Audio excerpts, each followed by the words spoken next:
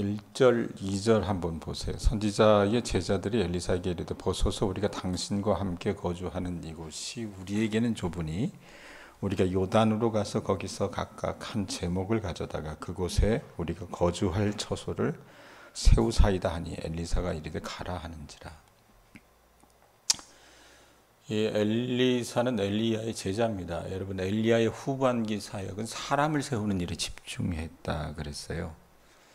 엘리사는 사역을 시작하면서부터 이 제자들을 가르치는 일에 매진했었던 것 같습니다. 자, 그렇게 선지자 엘리사가 말씀을 가르치자 이스라엘 가운데서 하나님의 말씀을 듣겠다고 배우겠다고 찾아오는 이 선지 생도들의 숫자가 점점 많아지게 된 거예요. 그러다 보니 사람 수가 많아지고 자연히 그들을 먹일 양식도 필요했고 또 이 사람들이 하나님의 말씀을 듣고 배우려면 머물러야 하는 숙소 또한 필요했습니다. 근데 작은 겁니다. 이들이 머물기에는. 증설을 해야 될 필요성이 대두되었다 그 말입니다. 자, 엘리사의 제자들은 그 문제를 고민하다가 묘안을 짜냅니다. 그게 뭐냐면 요단 강가에 나무가 많으니까 거기서 나무를 잘라가지고 집을 짓자는 것이었습니다. 엘리사도 들어보니까 어떻게 해요? 그 이야기가 그럴듯해요. 그래서 동의합니다. 그래서 이들이 요단 강가에 가서 이 집을 지을 만한 나무 제목을 자르는데 그 일을 하는 한 사람, 이 제자 가운데 한 사람이 집에 도끼가 없어서 이웃집에서 빌려와 나무를 뱄던 것 같습니다. 자, 그런데 그렇게 나무를 베던 중에 사고가 발생한 거예요. 글쎄, 나무를 베기 위해 빌려온 도끼가 자루에서 빠지면서 며칠 전에도 제가 말씀드렸지만 이 요단강은 여러분 이렇게 맑은 물이 아닙니다. 구량천이나 저쪽 어디야 운이람 반이람 가보면은 물이 맑잖아요. 요단강은 그렇지 않아요. 구정물일 때가 더 많습니다. 근데 그 구정물에 도끼자루가 빠진 겁니다. 진흙탕에. 그래서 5절에 보면 뭐라고 얘기합니까? 한 사람이 나무 벨 때 새도끼가 물에 떨어진지라 이에 외쳐 이르되 아하.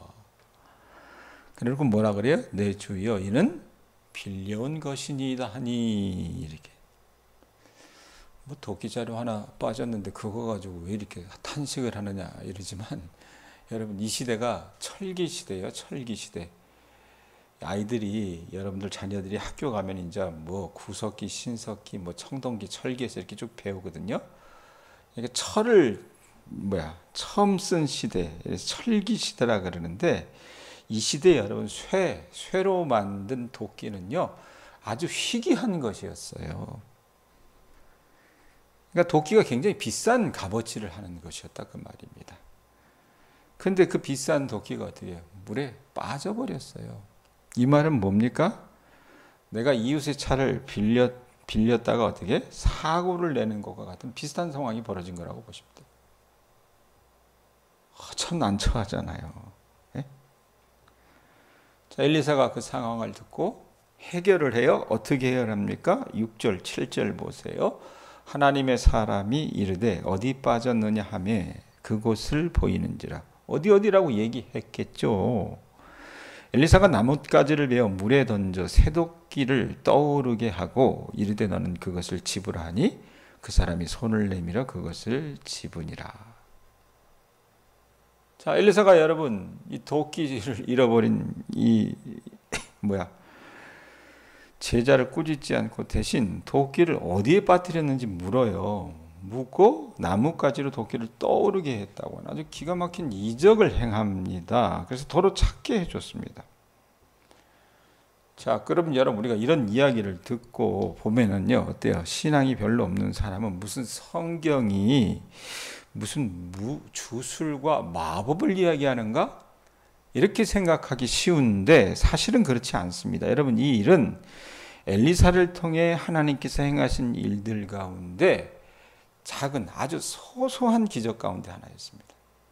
예수님도 여러분 공생의 사역 가운데 어떤 일을 행하셨어요? 사람으로서 할 수 없는 여러 가지 일들을 행하셨잖아요. 가령 물이 변하여 포도주가 되게 하셨다든지 그 다음에 갈릴리 바다 위를 걸어오는 그런 이적을 행하셨다든지, 그다음에 오병이어의 어떤 그 기적을 행하셨든지, 이건 사람은 하지 못합니다. 누가 하는 것입니까? 하나님이 하신 거라 그 말입니다. 엘리사를 통해서. 예?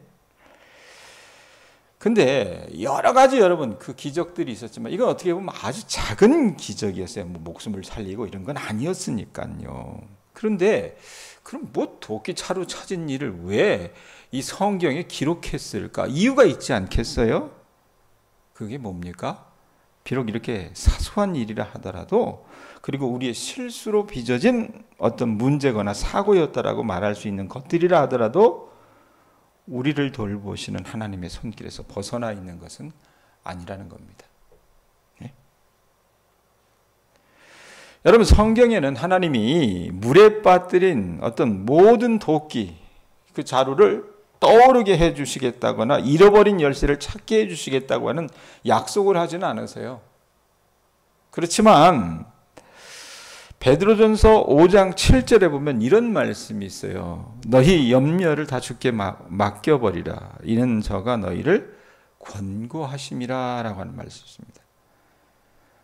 이걸 이렇게 풀 수도 있습니다. 공동번역에는 이걸 어떻게 풀었냐면, 여러분의 온갖 근심 걱정을 송두리째 하나님께 맡기십시오. 하나님께서는 언제나 여러분을 돌보십니다. 이렇게 번역을 해요. 여러분, 여러 날 동안 이 엘리사가 행한 기적들을 살펴보면서 제가 설교자로서 우리 교우들에게 강조한 것들이 있었어요. 어떤 말을 했습니까?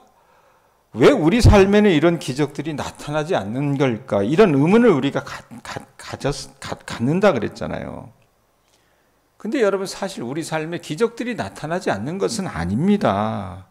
신실한 하나님의 자녀라면 이렇게 아주 작고 소소한 일들에서도 하나님의 간섭이나 개입을 요청하는 그 기도를 드릴 때가 있고, 그 기도를 드릴 때가 많고, 그리고 그것은 여러분 우리 눈으로 봤을 때, 믿음이 없는 사람으로 봤을 때 뭐 지가 할 수도 있는데 뭐 저렇게 의지가 박약해서 저렇게 절절 매는가 생각을 하겠지만, 사실 여러분 그들이 작은 일조차도 하나님께 구하는 것은 그들을 돌보시는 하나님을 신뢰하기 때문에 그들이 하나님 앞에 구하는 거라 그 말입니다.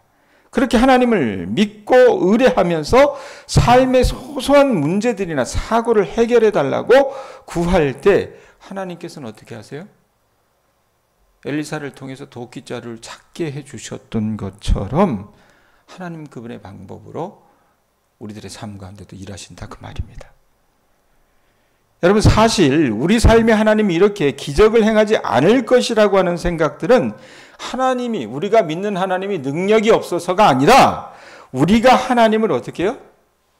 그렇게 작게 여기고 하나님은 그만한 능력이 없을 거라고 추정하기 때문에, 구하지 않기 때문에 그렇습니다.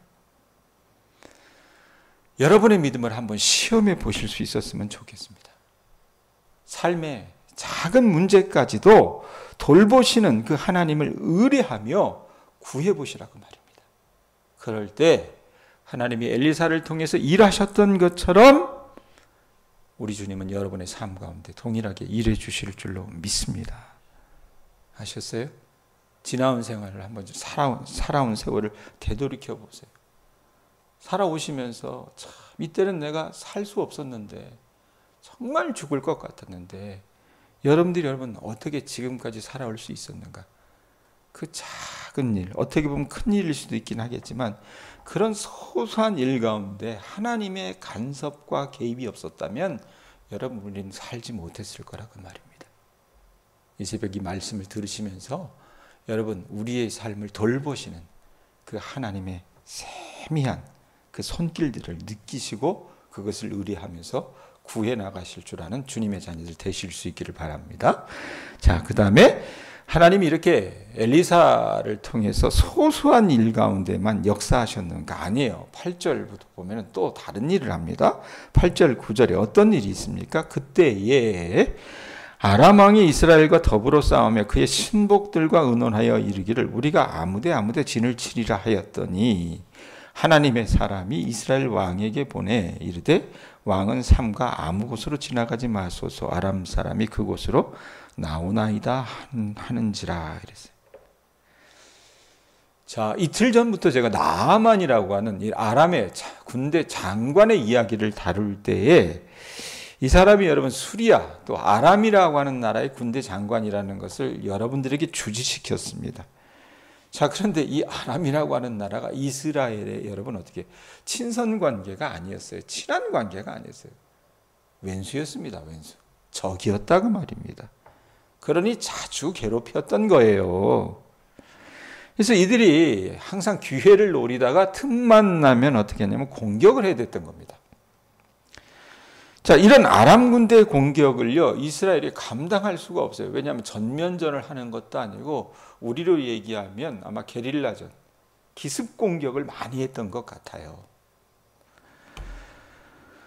자, 그러니까 여간 이들의 공격을 방비하기가 어려운 게 아니었어요. 쉬운 게 아니었다 그 말입니다. 그런데 어느 때부터인가 이 이스라엘이 신기하게도 공격을 막아내기 시작하는 거예요. 아람이 가서 이때 여기서 이렇게 치면 얘들이 이렇게 당하겠지 했는데 가보면 여러분 다 방비를 하고 있었던 거예요. 왕이 그 자리를 지나질 않는 겁니다.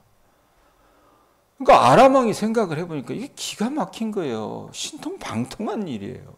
예전에는 통했는데 왜 이게 안 통하지? 한두 번이 아닌 겁니다. 여러 번 그 일이 거듭되다 보니까 이 아람 왕이 열이 받는 거예요. 도대체 어느 놈이 우리가 비밀리에 얘기한 것을 알려주는가?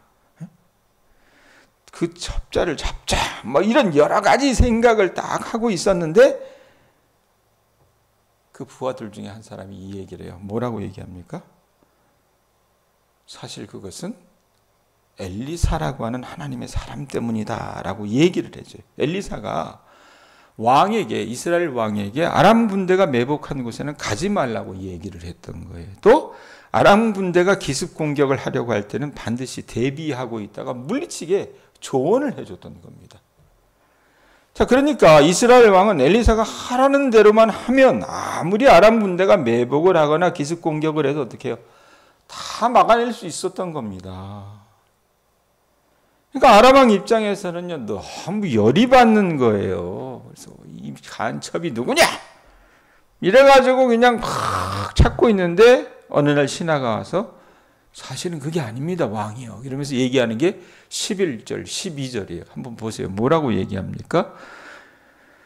이러므로 아람 왕의 마음이 불안하여 그 신복들을 불러 이르되 우리 중에 누가 이스라엘 왕과 내통하는 것을 내게 말하지 아니하느냐 하냐? 누구야? 누가 내통하냐? 이렇게 물었는데 12절에 뭐라 그래요? 그 신복 중에 한 사람이 이르되 우리 주 왕이여 아니로소이다. 오직 이스라엘 선지자 엘리사가 누가? 엘리사가 어떻게 한대요? 왕의 침실에서 하신 말씀을 이스라엘의 왕에게 고하나이다 하는지라. 사실을 이야기하는 거예요. 네? 엘리사라고 하는 선지자가 왕이 침실에서 왕비님과 소곤거리는 그 얘기조차도 다 듣고 글쎄 적국의 이스라엘 왕에게 얘기한답니다. 도청기도요, 이런 도청기가 없는 거예요. 이렇게 미리 알고 대비하니까 아람 군대가 도저히 이스라엘을 이겨낼 수 없는 거예요. 그래서 아람 왕이 어떻게 합니까? 아이고 저놈 엘리사를 때려잡아 죽여야 되겠구나. 이래서 그것을 잡기 위해, 그를 잡기 위해 군대를 급파한다는 것까지 오늘 내용입니다. 자, 그러면 여러분, 그럼 우리 삶에도 이런 아람 왕이 겪은 기이한 일들이 과연 일어날까? 물어볼 수 있잖아요. 아마 우리 대부분은 그런 일은 난 경험 못했어, 이렇게 말할 수 있을 겁니다. 근데 정말 그럴까요? 여러분 가운데 말씀을 듣는 귀가 열렸거나 또 그 귀가 열리지 않았다 하더라도 지난 한 1년 반 동안 동양교회 이 새벽 기도회를 통해서 우리가 말씀을 공부하면서 들려주시는 그 메시지를 남의 이야기가 아니라 여러분 자신의 이야기로 듣게 된 특별한 은혜를 경험한 분들이 우리 가운데 있습니다. 네? 분명 자기는 목사에게 자신의 삶에 대해서 이야기하지도 않았었고 또 그것을 깊이 나누지도 않았었는데 강단에서 전해지는 이 부족한 목사의 말씀을 들으면 마치 저 목사가 우리 집에 무슨 CCTV를 달아놨나? 내 마음에 무슨 도청장치를 달아놨나? 그런 것처럼 우리 속을 훤히 들여다보는 것처럼 성경을 통해서 말하고 꼭 남이 아니라 나 들으라고 그렇게 이야기할 때가 한두 번이 아니었다는 것을 여러분 우리가 경험했다고 말입니다. 그런 이야기를 들으면 어때요? 소름이 끼쳐요. 그런데 여러분 이게 무슨 목사가 신통방통해서 이런 일들을 한 겁니까? 히브리서 여러분 4장 12절에 말 보면 이런 말씀이 있어요. 어떤 말씀이 있습니까? 여러분 잘 알잖아요. 하나님의 말씀은 살았고 운동력이 있어 좌우의 날선 어떤 검보다도 예리하다 그랬어요. 그래서 혼과 영과 관절과 골수를 찔러 쪼개기까지 하며 그 다음에 어떤 말이 따라붙냐면 또 마음의 생각과 뜻을 감찰하신다 그랬습니다.